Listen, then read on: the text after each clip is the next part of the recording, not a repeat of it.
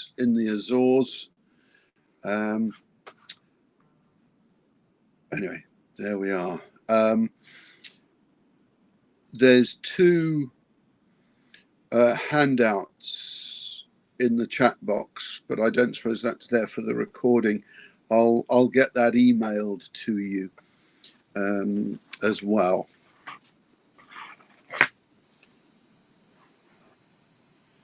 Making a note, email handouts. Anyway, I hope you're all having a nice time wherever you are, whatever you're doing. And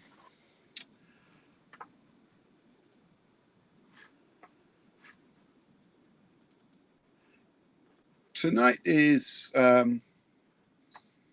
one I like a lot, actually.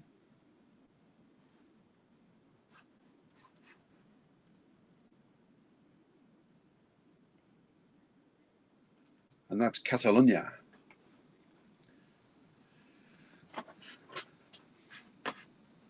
And hopefully by the end of it, whenever you watch it, you'll like it as much as I do. I think personally, well, I love all of Spain, as you know, but I do find Catalonia always exciting, always a terrific place to go. It's full of wonderful, wonderful things. Of course, the absolute classic, that is the Sagrada Familia, the Holy Family Cathedral, designed by Gaudi. And he never lived to see it finished because it still isn't finished, even though it was started in the 20s. And there it is. It's an odd building, always dramatic to look at. I prefer his non-religious buildings personally. I'll show you one of those in a minute. That is one of those beautiful villages up on the Costa Brava, the seaside towns, which are lovely. It's Cadaqués, where Salvador Dali lived and indeed died, and there's a Dali museum there. It's a lovely coast all the way along there. You sort of wind your way along the road. You've got beautiful sea vistas on one side, and you've got these lovely little towns which are fishing villages. Obviously there's some development in them all now, but there's lovely little seaside restaurants and seafood places. It's really lovely. One of my favorite drives in the world, actually, that I've done so far, up that coast. So things we associate with Catalonia, that is an independence march, a pro-independence march. This is the sort of rebel Catalan flag of a supposed independent Catalonia, whereas the official flag is that one. We've also got, of course, Salvador Dali, strange man, always interesting, very odd. And actually my favorite Catalan artist, which is Juan Miró. I love that. I love his stuff more than Dali, in fact. There's a lot to see in Barcelona. If you haven't been, it is a great city. It really is. It doesn't have that reputation for being wonderful for nothing. You've got right in the middle of the city, you've got Las Ramblas, which is this, Rambla means dry riverbed. And this is, as they often are in cities, paved over, and you can wander up and down. That's quite empty. It's usually, sort of, you're like that on it. Haven for pickpockets, but still a wonderful place to see and to go to. And down on the Rambla, going towards the sea, on the right-hand side, almost towards the end, probably more than 2/3 of the way down, you've got this place, which is the absolutely amazing La Boqueria food market. And it's just incredible. It's very crowded, and it's full of amazing stalls with fabulous food there, and bars and restaurants as well. It really is an amazing place. And of course, Barcelona is home to one of the world's most famous football clubs, and that is their home, the Camp Nou. And show you a bit of Gaudi. This is the side of Gaudi I personally prefer. Antoni Gaudi, his work's visible all over the city, and he inspired a whole generation of architects that came after him, and they were the first people to really use concrete in a flowing, creative way. So they call it Catalan modernism, this movement. This is Park Güell. I love all that. I think it's fabulous. You've got the what have we got here? The Casa Batalo there, which is quite fantastic. It sort of looks Art Nouveau-ish and not of this world at the same time. And then you've got the Casa Mila, which is rather beautiful, I think. Really ornate balconies and things. It looks sort of like a troglodyte city, so it looks like nature to a degree, and that was always the aim, of course. Okay, Catalan cuisine is pretty exciting. That is an amazing dish called sucre de peixe, which is sucre is like a casserole. So that's a fish stew. And this is mongetis, which is the white beans. And this is the ambotifara, and that's a cinnamon, clove, and black pepper and garlic sausage, which is fantastic. Really fantastic.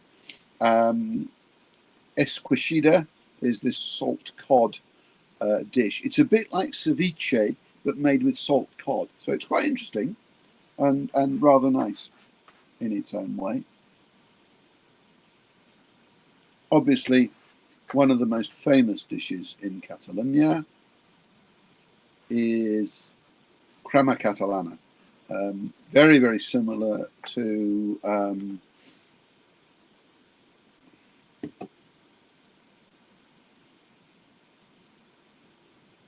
what's the French one called? Hang on.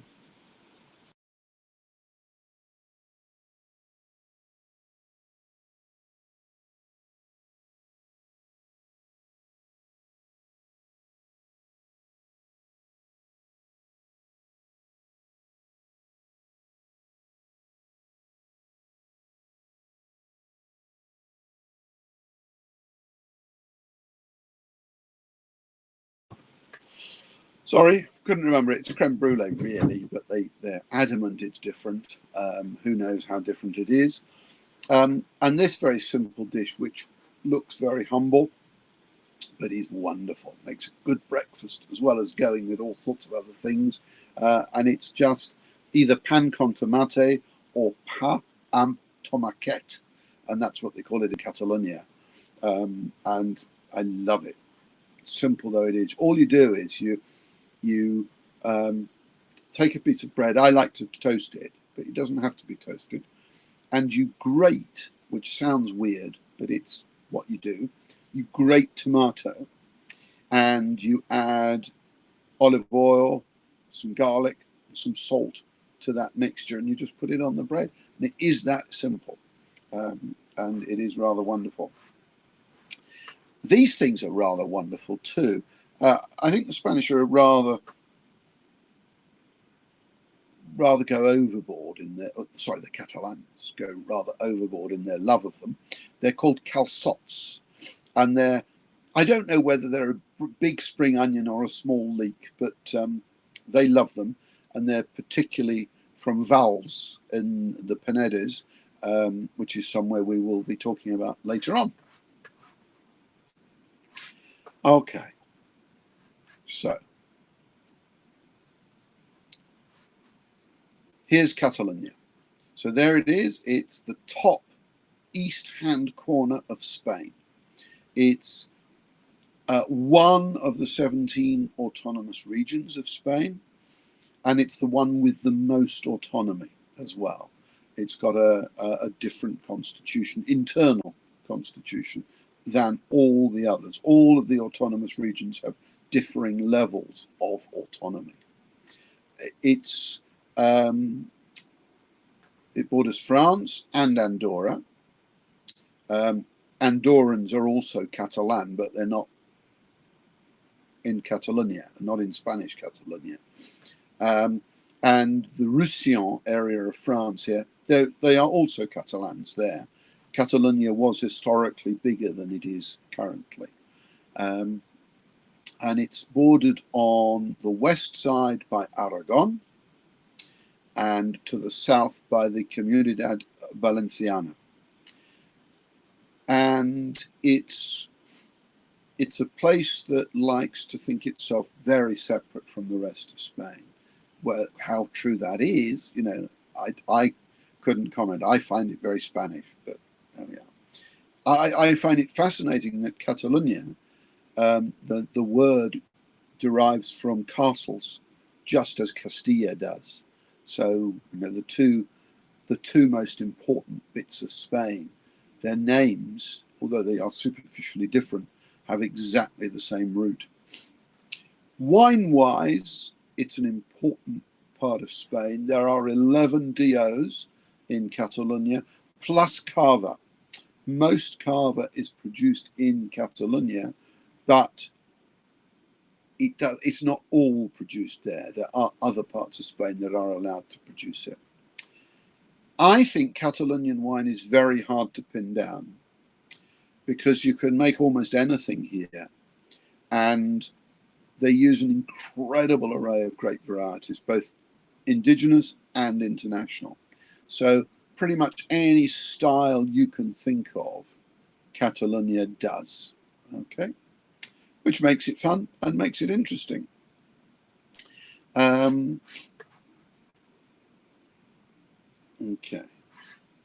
So most regions of Spain have a Vino de la Tierra at the bottom, which covers most or all of the region. If you remember last week before, Castilla y León, Vino de la Tierra de Castilla y León covers the entire automina. I said that wrong. And I haven't even had a drink today. Autonomous region. That's why I say that. It's quite surreal sitting here on my own. It's like being on radio. And Catalonia does not have a Vino de la Tierra.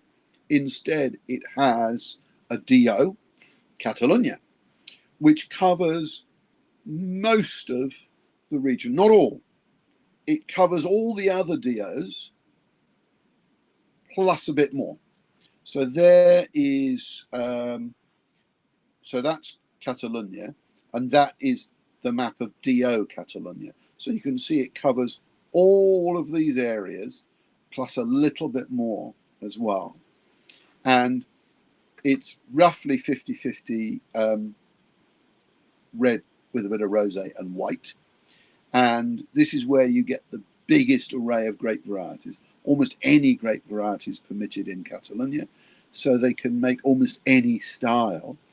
And so what that means is if you're making wine in a specific DO, which makes one style, and you don't want to do that, you want to branch out a bit, you can do it, but you put DO Catalonia on your wine instead of whichever DO you're physically in.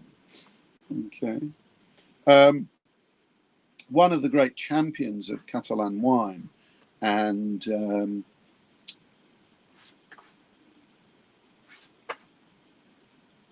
really put Catalonia on the map as far as wine is concerned is this guy, who I'm fortunate enough to know, and that is Miguel Torres. And his family have been farming in Catalonia since the 1500s and they've made wine for a long time.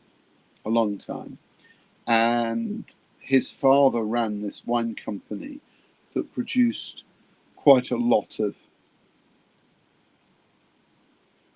probably quite ordinary wine, but they were quite ambitious in the way they traded. They traded with America before the First World War, for instance, and his father sent him to France to study winemaking, and he was the first Spanish winemaker in history to be trained properly somewhere else. And so he learned how the French make it, and he learned all about international grape varieties. And he came back to Spain, to Catalonia, in the 1960s and brought lots of ideas with him, like using stainless steel fermenting vats, like using international grape varieties, because for a long time it was perceived that grapes like Chardonnay and Cabernet Sauvignon gave a brightness and a fruitiness that indigenous grape varieties couldn't achieve. That was believed both in Spain and Italy, and almost certainly elsewhere. And it was just because their only experience of really good wines was foreign wines. So they thought that the grape varieties were inherently better. But over time, they came to realize that actually it wasn't that. It was the way the wines were made, the ambitious way they were made, the hygienic way they were made, the technologically sound way they were made. So Miguel Torres introduced modern winemaking to Spain, not for the first, other people had done that before, but older modern winemaking, like we were discussing in Rioja last time. And so he launched a lot of wines made with international grape varieties, sometimes blended with Spanish grapes, sometimes not. And he was very, very successful. And today he's gone full circle, and he's now a champion of indigenous grape varieties, and really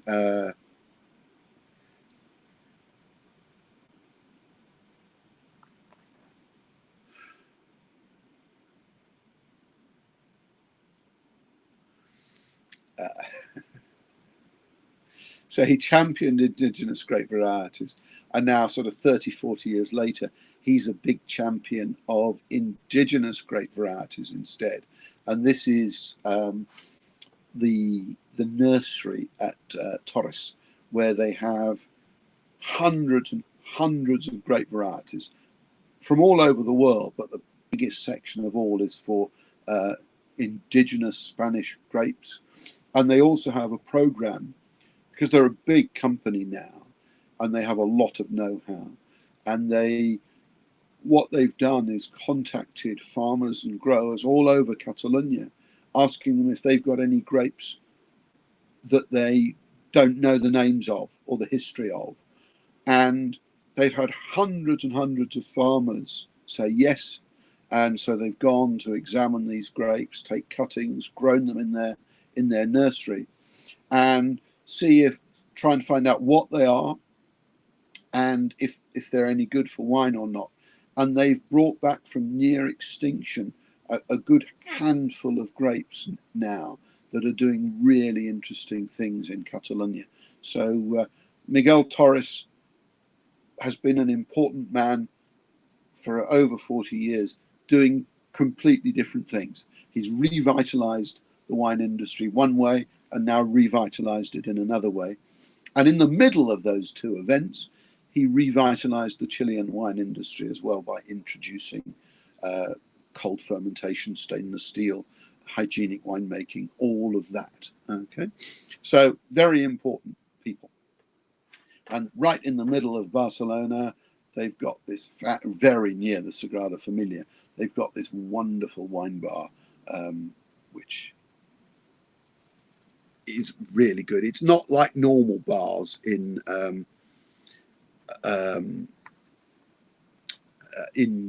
Barcelona. It's modern and swanky and rather great, but always worth a trip if you're there. And Miguel Torres, the Torres Familia Torres winery, is based south, well, west more than southwest, west of Barcelona, in this place called Penedès. And it's quite a big production area. As it says there, roughly 50-50 red with a bit of rosé and white. And again, like Dio Catalunya, they use an enormous array of grape varieties and styles. I would say that it's much more famous for whites. And the signature grapes are these three here: Charolais, Macabeo, and Parellada. Macabeo is more famously known in Spain as Viura. And it's if those grapes look familiar to you at all, it's because they are the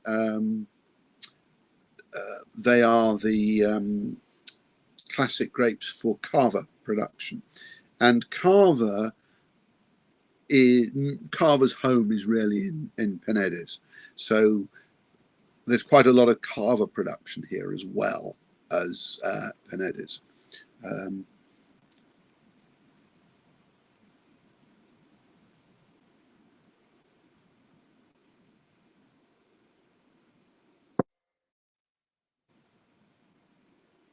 Sorry, just trying to get your handouts to you. I really like Penedès wines. Over the years, almost certainly most of the wines I've had from there have been made by Torres, and they make some brilliant wines using those grape varieties and using a bit of Sauvignon Blanc in as well. For instance, they do a wine called Fransola, which has got which is a slightly oaky Sauvignon Blanc blended with the local grapes. Really lovely. There's also a new DO in the area, and I have yet to try one, but it looks really interesting. And this is an attempt to sort of separate the cava and the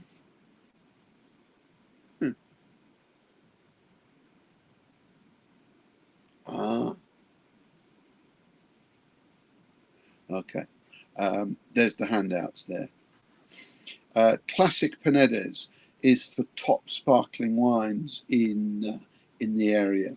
So you've got Penedès, you've got Classic Penedès, and you've got Cava, and something else, which we'll come to in a few minutes as well. So, Cava. The great majority of Cava, over 80%, comes from Catalonia. And most of that's made down here. It's the heartland of Cava. However, DO Cava can also be made in Rioja, in Navarra, in Valencia, in Aragon, and in Extremadura. So it's a wide-ranging DO. But the bits of Spain that it covers outside Catalonia are relatively small. The signature grapes are Macabeo, Charolais, and Parellada, but there are many more. that you can use as well. There's, for instance, Trepat, which is a black grape, which you can use for rosé and blanc de noir. You can use Monastrell for rosé and blanc de noir. It is permitted to use Pinot Noir and Chardonnay as well. But the three classics are these. That's what the great majority of Cava is. Okay. Now, there are different types of Cava as well, which we'll have a look at. Which we'll have a look at now.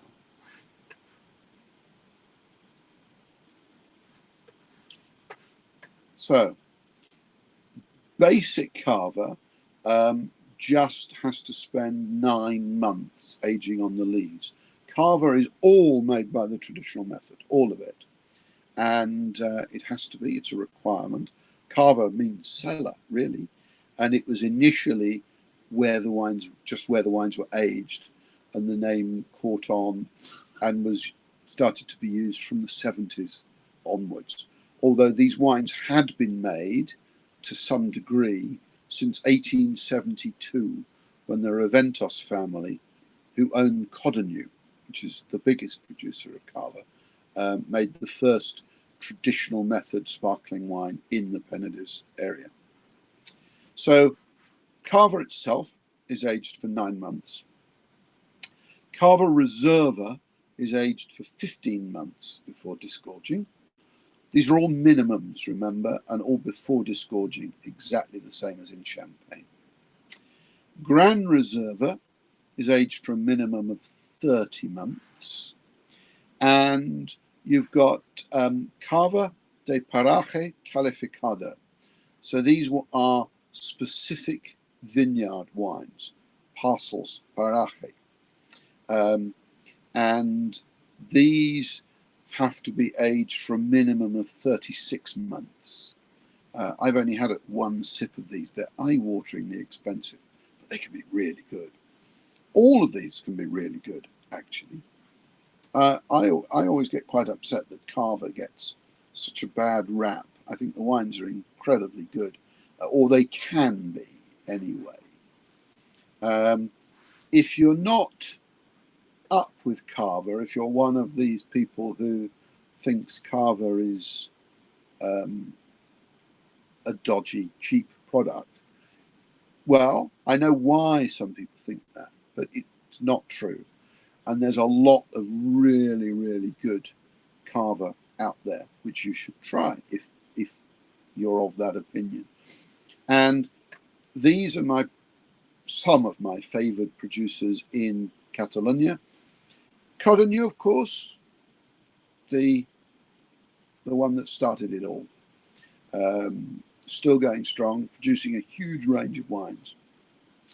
A relatively new one for me, although they've been around a long time, Roger Goulart, or as the Catalans say, Rojegala. And you say, pardon? And they say, Rojegala. And it takes you a while to click. There's Segura Viudas, Rovelats is one of my favourites. Sumorocco, I think, are really good. And a couple outside, Bodegas Muga. Yes, that Bodegas Muga from Rioja. They make a brilliant pair of cavas called Conde de Haro, H-A-R-O, the town they are in. And they do a white and they do a rosé. And in my neck of the woods, Pago de Tarsis in Valencia, they make really good cavas too. Their top range, they don't have a label. They have a tile on a ribbon around the neck of the bottle. They look great, but then they smash. Okay. Now, Cava is somewhat at 6s and 7s right now. And there's a whole load of Cava producers who are very keen to improve the reputation of Cava. They know full well what's happened to Cava, that it's been treated as a commodity and people only really know the cheaper wines. And they also realize the success of Prosecco has made their lives more difficult. So there's a whole group of producers, and these are some of the leading lights in this movement, who want to improve the reputation of Cava by improving the quality of its wines and people seeing and appreciating the Reserva and Gran Reserva levels. Okay. Some producers have completely turned their back on the DO. They've left the DO. And I think that's a shame. It includes some of the greatest producers of all. And there's two ways of doing this, of course. Well, probably three, depending on where you are. You can just leave the DO, or you could join another organization. And the principal one is called Copinat. And the members of Copinat, at the moment, there are 10 estates at the moment. There'll be more. And they're all in Penedes, they have to be. Copinat means, apparently, the heart of the Penedes. Okay? And all the wines have to be organic, hand harvested.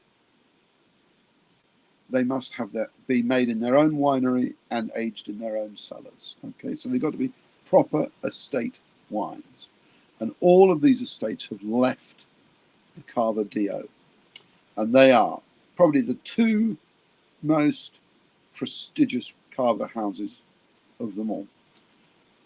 Recaredo and Gramona, who produce very different styles. Recaredo produce relatively delicate styles, and Gramona produce relatively big styles. They're the sort of, I don't know, what are they? They're the Taittinger and the Bollinger of Cava, if you like. But they've both left Cava and joined Copinat, which is why the bottle that we have does not have Cava on it, but it does have Copinat on it. Okay.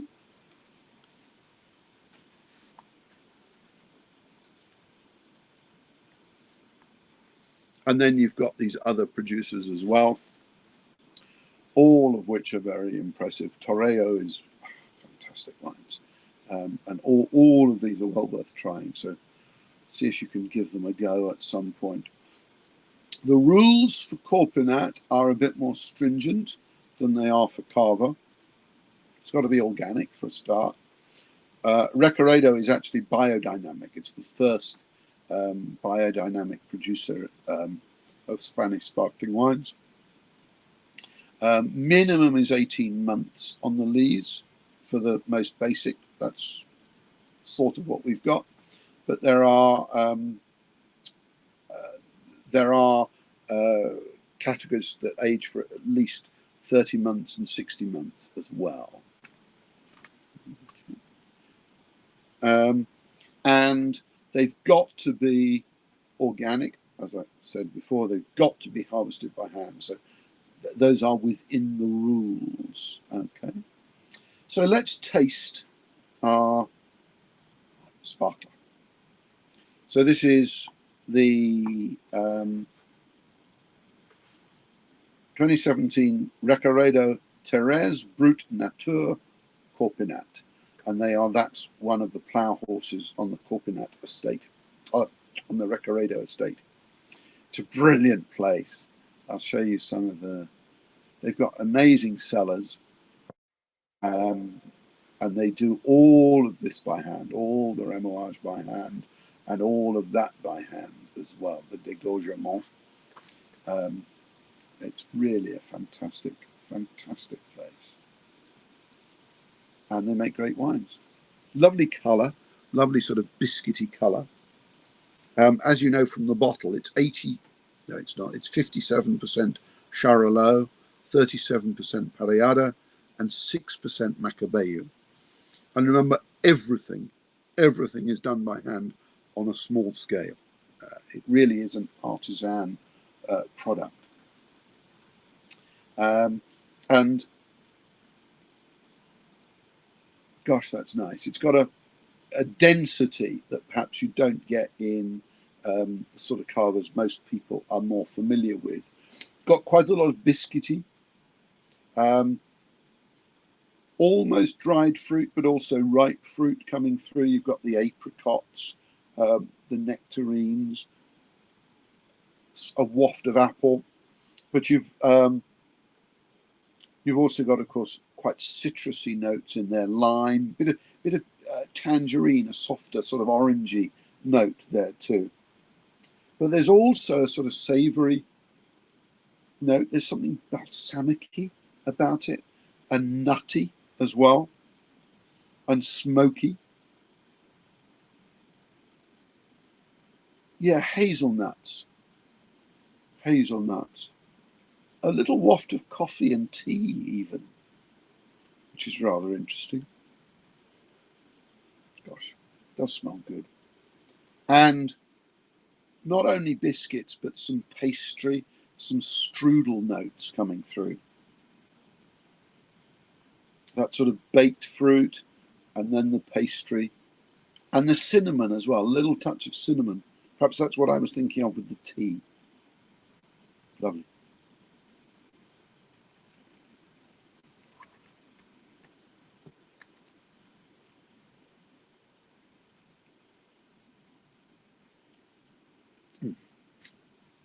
I took too big a mouthful, so I didn't get to taste it properly, so I'll do it again.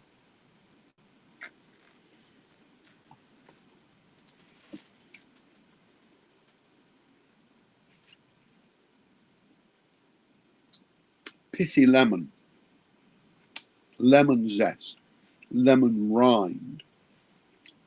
That's the initial attack. Then there's green apple and pear, bit of apricot as well.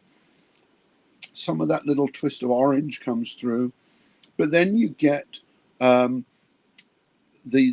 yeast notes as well. This is aged for about 40 months on the lees, this wine, and this is the least aged wine that Recaredo make. This is their entry level, if you like. But it would be a Grand Reserve. No, it'd be a Reserva in ordinary carver terms. And it's got that sort of slightly cinder toffee, smoky, bit pastry, a bit biscuity, a bit brioche, all of those things. And those things are mingling with those quite rich and vivid fruit characters, and a little bit of cooked fruit, and some dried fruit as well. The sort of panettone-like flavours rolling around in it, as well as strudel. So you get these sort of flashes of brighter and flashes of deeper, and there's something slightly salty there too, which is lovely. That's what I really like in a wine. It's so good. It saddens me that the reputation of Spanish sparkling wines is not as high as it ought to be, because they are very, very good. Different from Champagne, because of course the climate is different, so you get broader, softer, fruitier wines than you do with Champagne. You don't get that sort of brittle character that you get with Champagne, because it's made in somewhere that's reasonably cold by comparison. Anyway, there we are. And it's long too. I'm still tasting it, and I'm going to carry on drinking it because I need it for my throat. Okay, so that is Recaredo, and that is Corpinat. And you can, that wine, it is in effect just a high class carver. They just happen to have left the DO, that's all. So, not far away, well, nothing's that far away in Catalonia. So we were there. You go over the mountains, over Conca de Barbera, to this quite disparate area around the city of Lleida, formerly Lerida. And this is called the Costas del Segre. The Segre River flows through it, so the slopes of the Segre, and it's a fascinating wine region. It really is. It really only came into importance relatively recently, and it grows almost anything you care to imagine. But the two typical grapes are Chardonnay for white and Tempranillo for reds, or as they call it in Catalonia, Ul de Llebre, the eye of the hare. And this wine region was created. There's a place there called Ramat, right on the border with Aragon, and this was a deserted castle, medieval castle, late medieval, I think, that had a winery on the estate as well as a church and all sorts. And it was bought in 1914 by the Reventos family, who owned Codognu, and they discovered that the land was very saline, so they needed to get rid of that. So they planted 5 million pine trees and let them grow to maturity. And when they got mature, they chopped them down and then let them rot into the land. And then they had lovely land. And their first vintage was 1965. And they bought the place in 1914. Okay, so I've always found that quite remarkable. And they launched an amazing range of wines. And they produce a lot of different wines. They were most famous for a wine back in the 80s, which I used to love.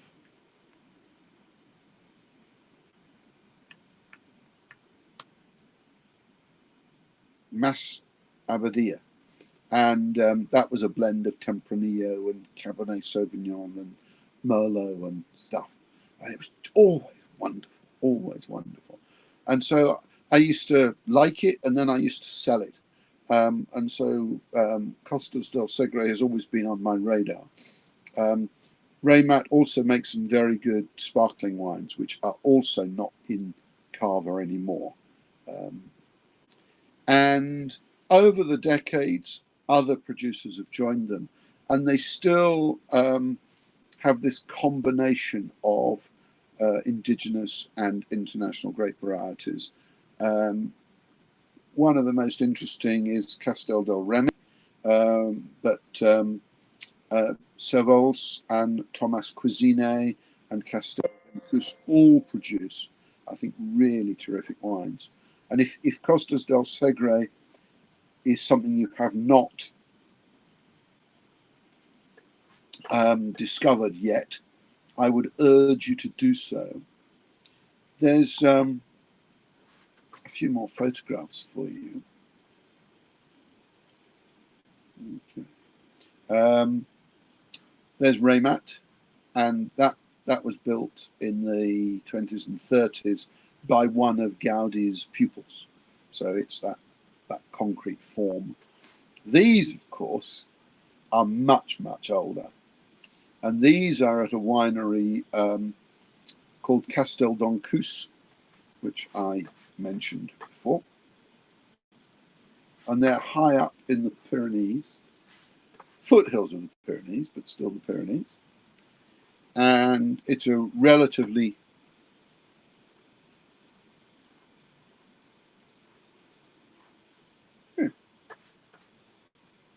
don't know what's happening there. Hang on.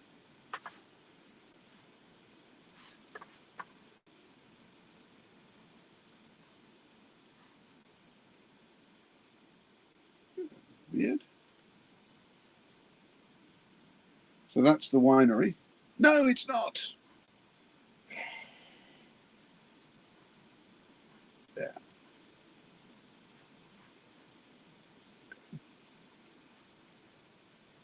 There we are. Castel d'Ancous, 27th time lucky. And it's a relatively recent winery. And they planted Albarino, which is not indigenous to Catalonia, in this cool site up in the mountains, and some Riesling. And they make this wine called Ekam, which is just phenomenal, really is. And on the estate, they found a few of these early medieval stone fermenting vats carved into the rocks on the estate. And so they cleaned them up and brought them back to life. So they do some of the fermenting in these stone things that were carved either by or for monks in something like the 11th century. So it's an amazing thing. I've seen things like that in Galicia, carved rock fermenting vats.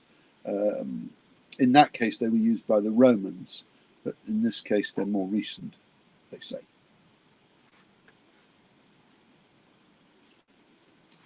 And another place in Catalonia that I am very, very keen on, positively evangelical about, is a little place called Terra Alta.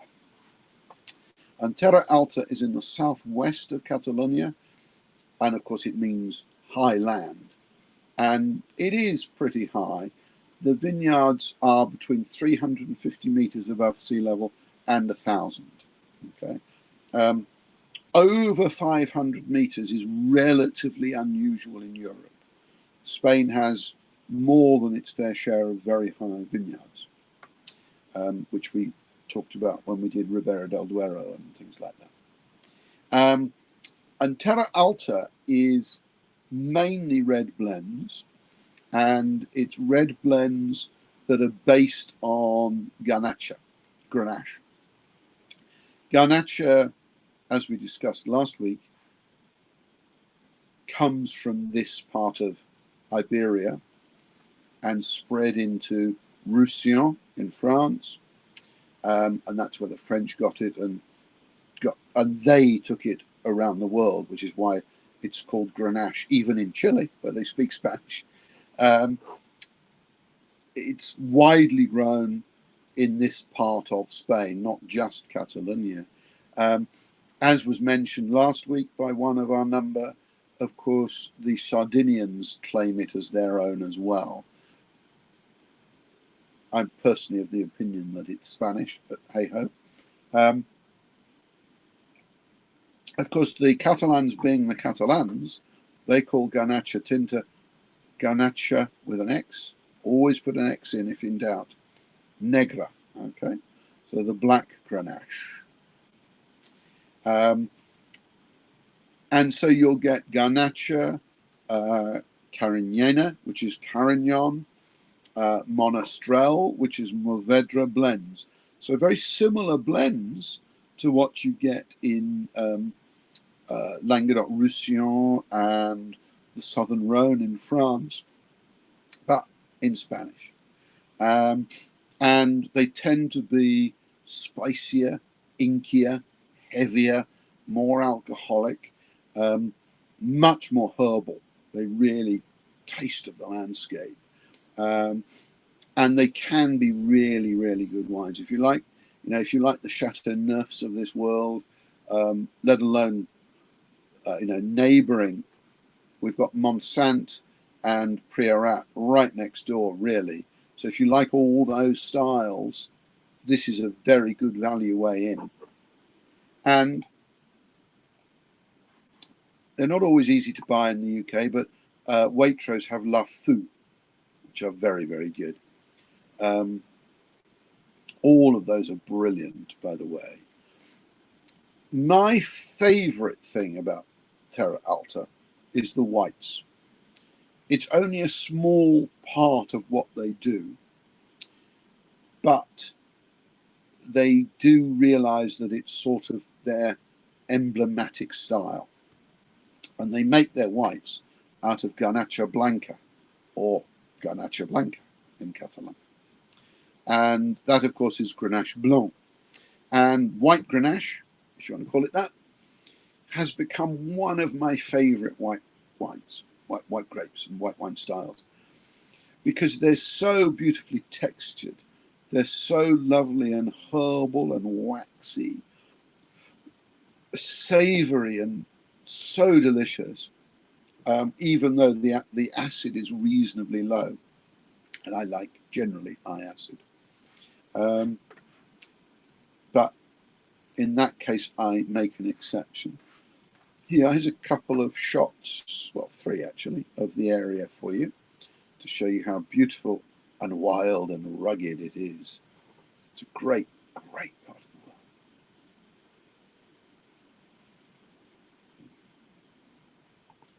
world. I'm enjoying that a lot, and it's doing my throat good. So don't judge me.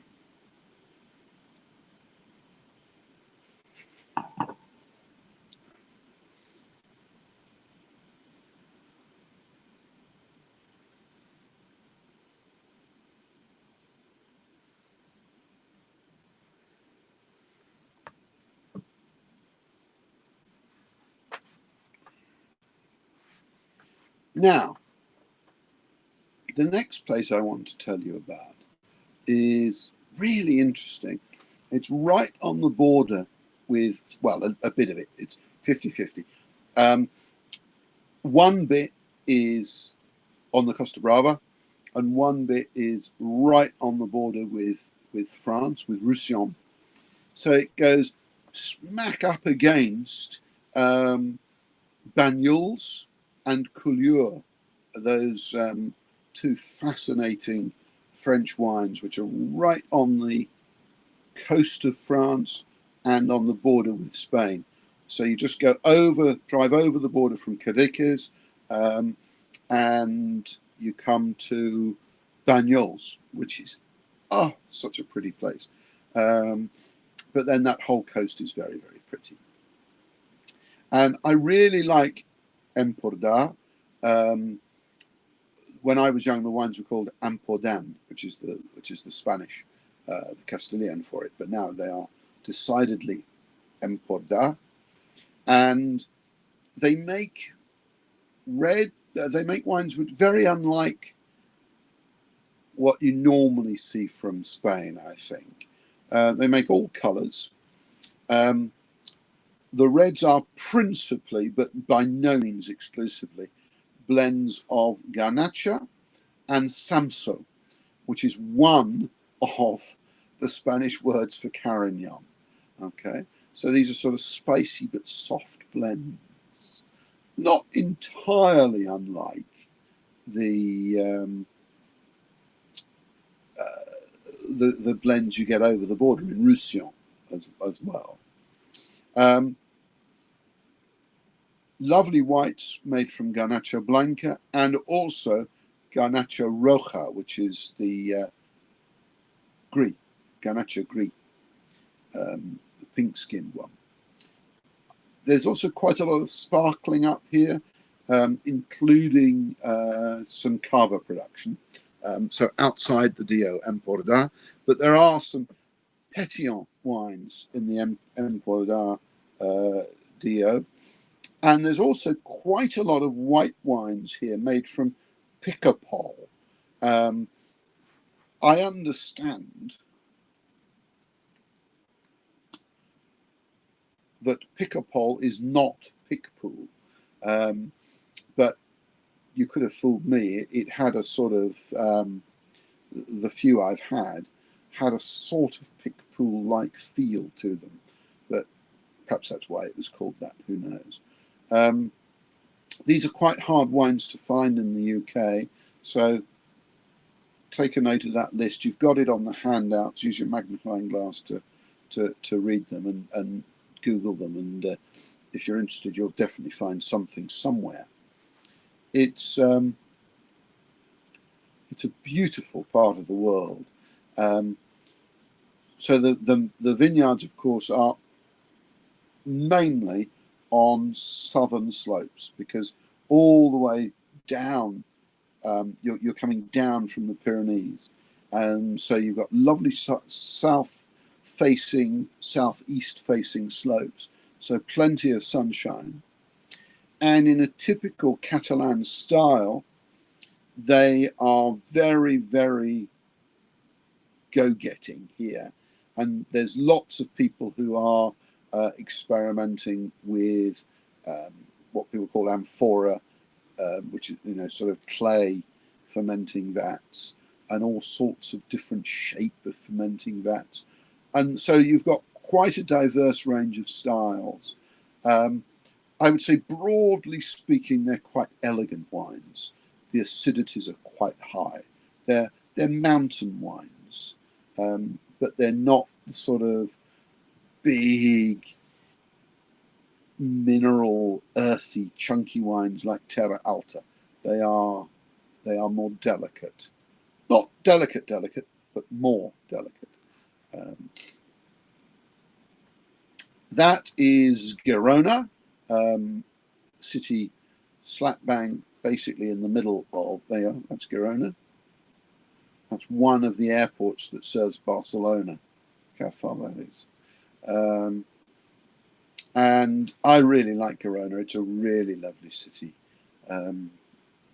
Really nice to wander around and to enjoy. I once went to a restaurant there that had a stream running through the basement. So there are 2 restaurants in Spain I've been to that have streams running through them, which is very strange. Very strange. Now, of course, we're at the Costa Brava, and the Costa Brava is lovely. It is like a lot of the coasts of Europe. It is too touristy if you want purity, but it is really lovely. That's Cadiz. That's where Salvador Dali lived. But you've got a lot of places in the Costa Brava where the village is in a valley. So you wind down, drive through, and then wind up again the other side. When I was a boy, there wasn't the motorway, so you had to do that with each and every one. And some of them are just lovely. I have very happy memories of Cadiz, what used to be called Las Rosas, which is just now Roses, and most importantly for me, Sant Feliu de Guíxols, or Sant Feliu de Guíxols, as it used to be. That's a lovely place. Love it down there. Haven't been there for a long time.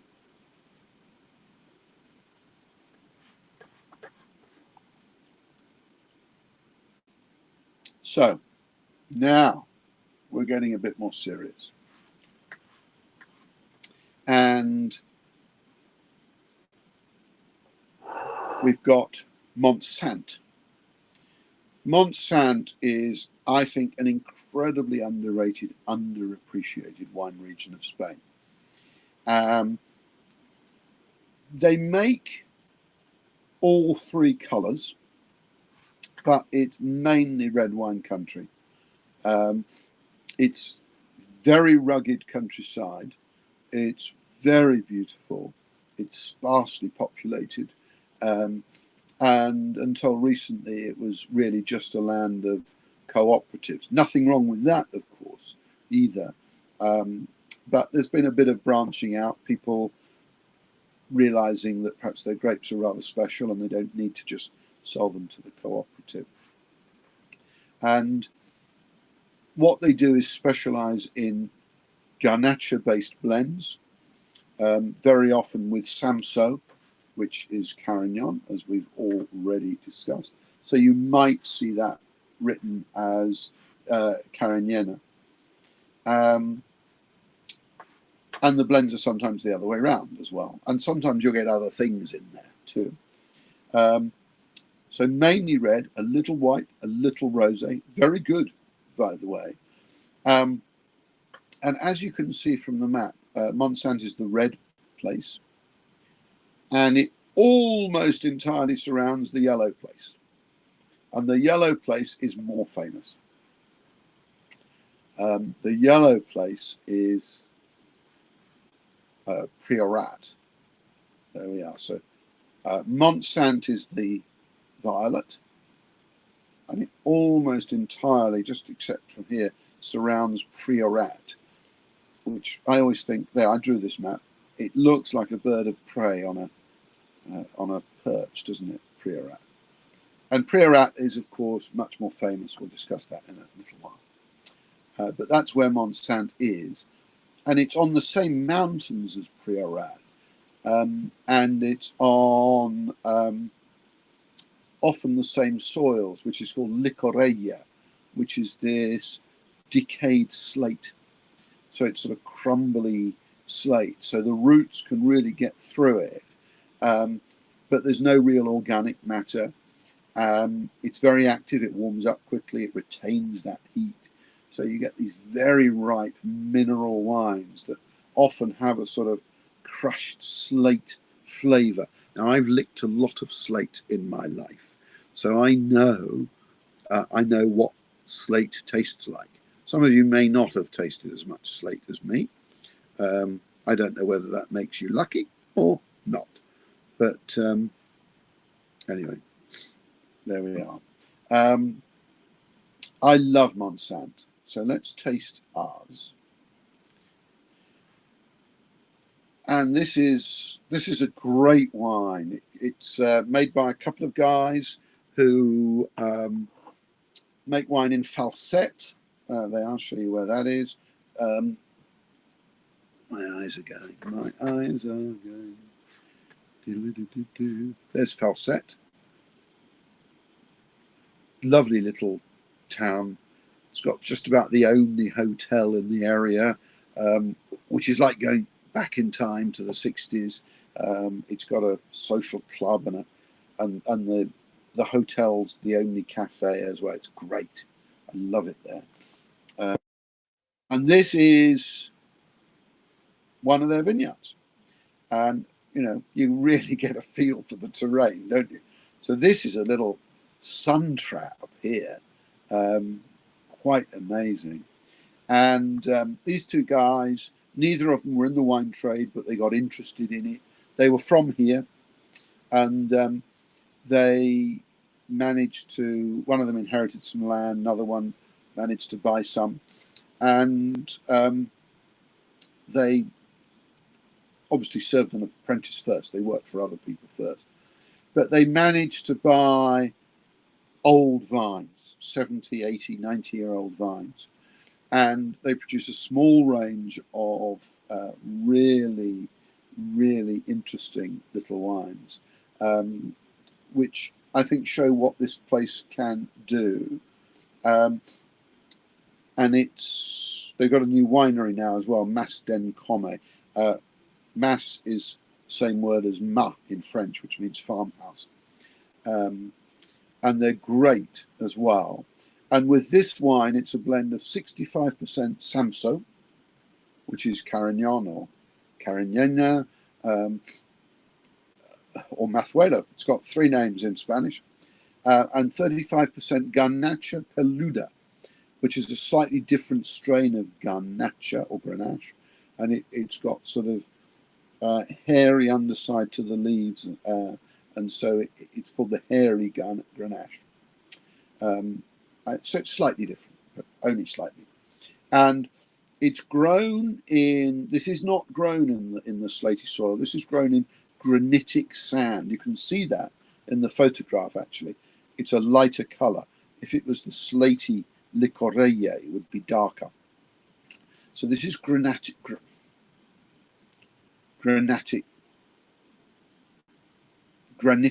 sand. It's not my day, is it? So granitic sand does much of the same that the decayed slate does. It's very, very well draining. It's very active. It warms up. We've all tried to walk across a beach in bare feet in August, I'm sure, somewhere like Spain. Sand gets hot. Okay. And everything's done with love, care, and attention, and by hand. It's an artisan wine. And there's no oak, though. That's the interesting thing. It's aged on the lees in stainless steel for nearly 2 years before it's released onto the market. So, lovely colour. Gosh, I like that. It's got a really sort of savoury, concentrated, earthy.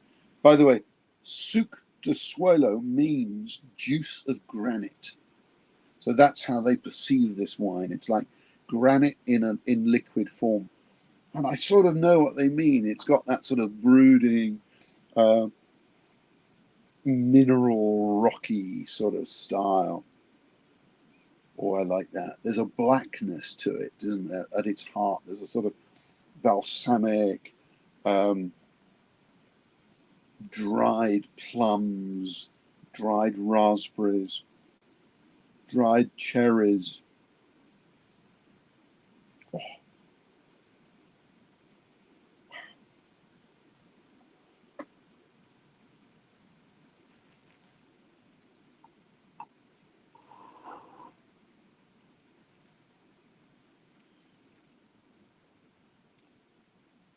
Oh, I do like that. It's very suave, very, very soft tannins, which is not surprising with those grape varieties. But there's that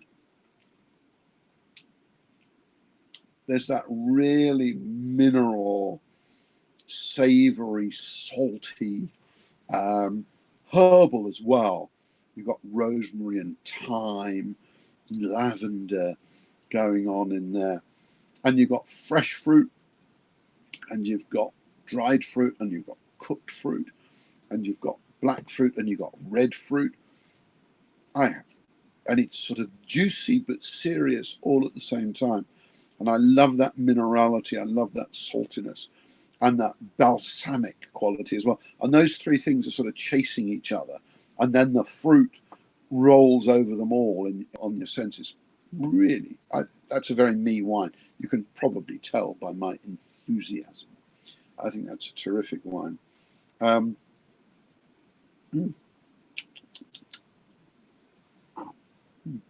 another sip.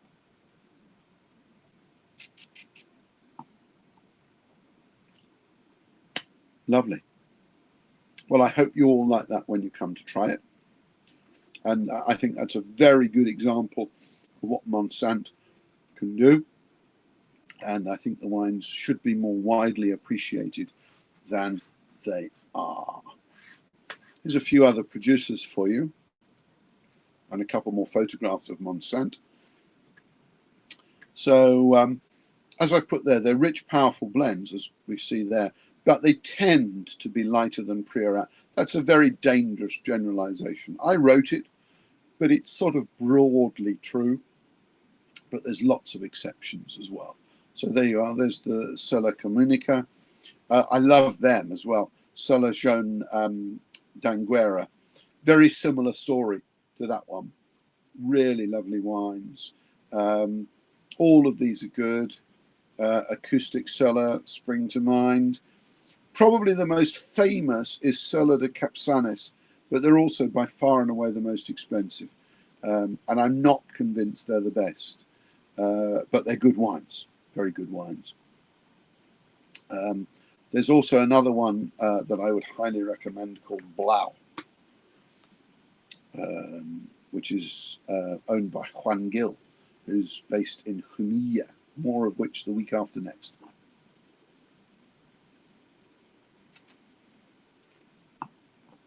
Okay. And then we have, of course, its neighbour, and that is Priorat, the aforementioned bird of prey. There it is.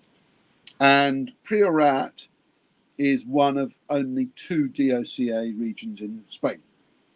However, it's in Catalonia, so it's called DOQ.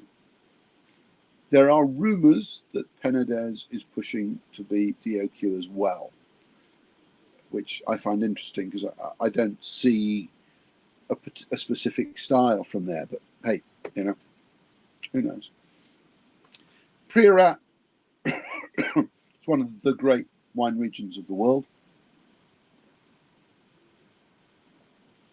Great wines. Very similar to Monsanto. Overwhelmingly red. There is white made as well. And the signature grapes are Garnacha and Samso as well. Exactly the same as for neighbouring Monsanto. And the story of Priorat is amazing. Obviously, the word is derived from the church, Priorat, priory, and for centuries the land around it there was a monastery, a Carthusian monastery, from which Priorat gets its name. And from the 12th century to the 1820s, these monks basically ruled this area and used the wealth of the land, and they made the wine, which was famous in Spain. And then there was a sort of a local revolution, and the locals, sick of working for the church, basically demolished the priory, the monastery, and they were awarded the land, and the ruins of the monastery are still there. And so it sort of fell into, well, it lost its fame basically from 1820 for about 100 years, because it was just simple farmers making wines for their own consumption. The exception was a producer in a town called Scala Dei, and I'm sure that's on my map. Surely that's on my map. How can that not be on my map? But it isn't. That's a shocking oversight. Anyway, a place called Scala Dei, which means stairway to heaven. There was a little winery there called Der Müller. German name, I agree. And they were just about the only producer well known in the 19th century into the early 20th, because they made sacramental wines. And they still exist, and they still do. But a whole load of other producers realized that this was a great place to make wine. And so in the 1980s, when democracy came to Spain, there was a group of what we call the Priorat pioneers, which included the very, very famous René Barbier, who's famous because there's a winery that bears his name, but he doesn't own it. He did, but he doesn't. And more importantly, Alvaro Palacios. And these pioneers found pieces of land with old vines in this very rugged, wild landscape. And they planted, in particular, Garnacha and Carignana. I don't know what's wrong with my diction tonight. Together with Cabernet Sauvignon, Cabernet Franc, Tempranillo, Syrah, Merlot, and almost anything else they could think of that would work here. Personally, I think the grapes that grow in the Douro would work here, so Touriga Nacional, and things that work in places like Croatia, so Plavac Mali, Zinfandel, but hey, nobody asks me. And they produced these amazing wines which taste of this crushed slate soil, this landscape. As I say, it's overwhelmingly red. There's a little bit of white, which is very lovely, herbal, waxy Garnacha Blanca blends with other things. So there's a glimpse of the landscape for you. It's quite something. It's a rather wonderful and well worth a visit if you've never been. So these are my favoured producers historically over the years. Masten Gill, who are also Comavella. I really like their wines. I've always liked that. Scala Day, which is the big producer in the little village of Scala Day. De Muller is the small one. Torres, big producer, but I think they make I think 4 wines now here. The entry level one, which is about 20 quid, is Salmos, but they've got Perpetual and a couple of others as well, and they are blindingly good. They really are. And Salmos for the money is brilliant. Mas Deutsch are very good. Here we are, Alvaro Palacios. He's one of the world's superstar winemakers, and this is one of his 2 home bases. And he makes a wine called Les Terrasses, and he makes Gratalops, which is a vineyard, a village vineyard. Finca Doffy, which is brilliant. I've only ever owned 1 bottle, but it was good. And La Mita, very expensive wines, but really, really, really good. Clos Mogador, Mas Martinet, I like very much, and Mas Igneus.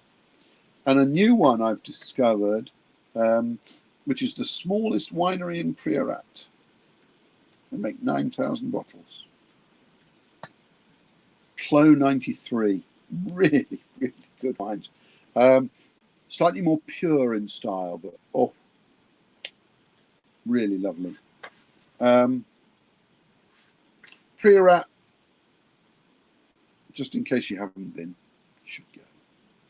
Look at that. Isn't that great? Lovely place. Really lovely place.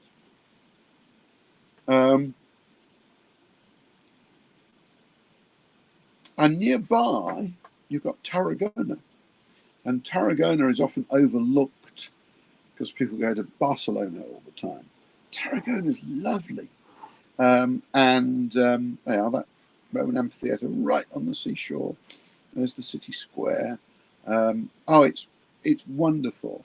And there is a DO Tarragona as well, which surrounds, Montsant.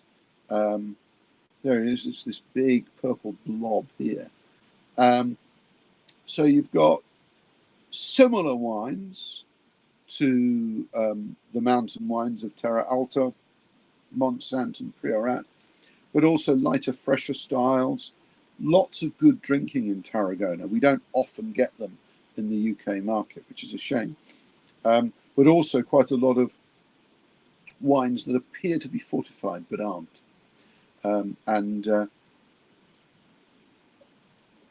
If you ever watch the Arthur Askew film called Charlie's Aunt, it's a 1930s comedy, and Arthur Askew dresses as his own aunt, and he's asked what he wants to drink, and he says port, and they say, what sort of port? And he says Tarragona.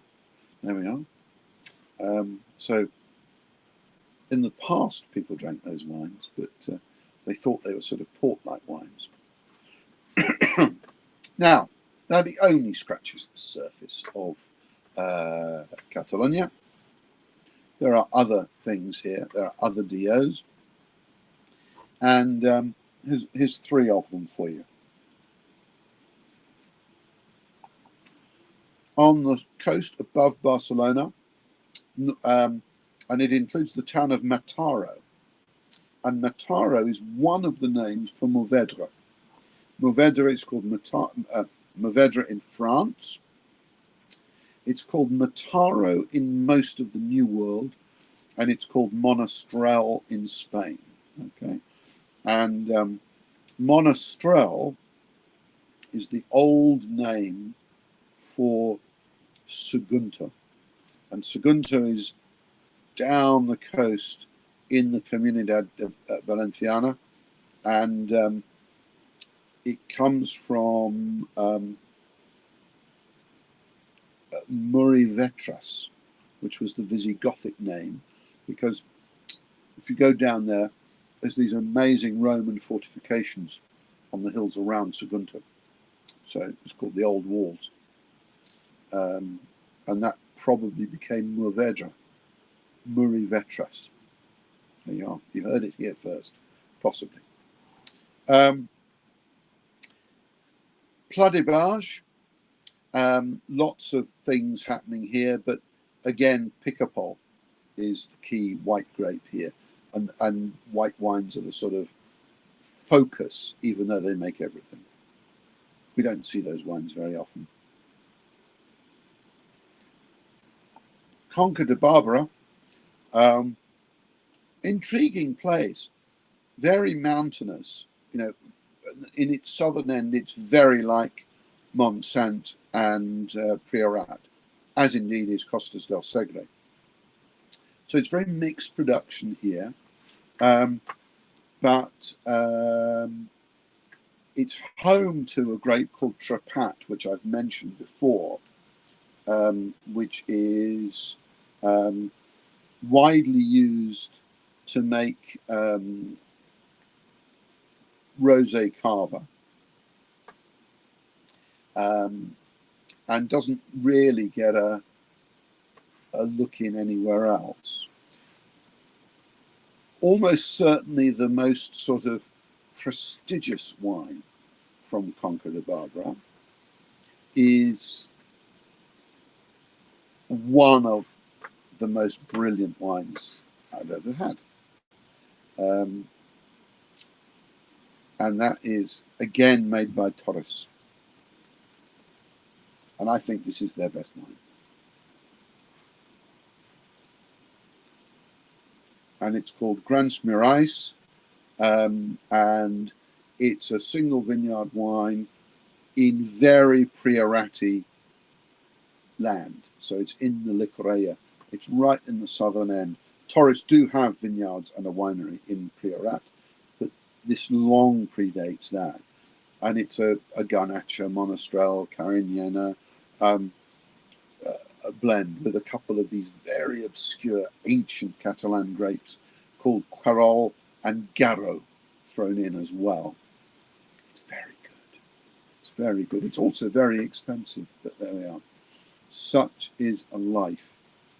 60 odd pounds a bottle, which that's all right, really, if that's the bag you're into. So,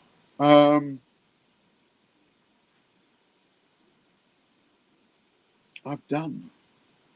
So it's quicker without you here, but it's also more lonely. So come back. See you next time. I'm actually not here next week, so my good friend Johnny will be looking after you, and he's going to take you through session 7, which is Sherry and the Islands. And I'll be back the week after, and I will take you through Valencia and the Meseta. Okay, so slight change of order. The handouts are there. I'll also get them emailed to you.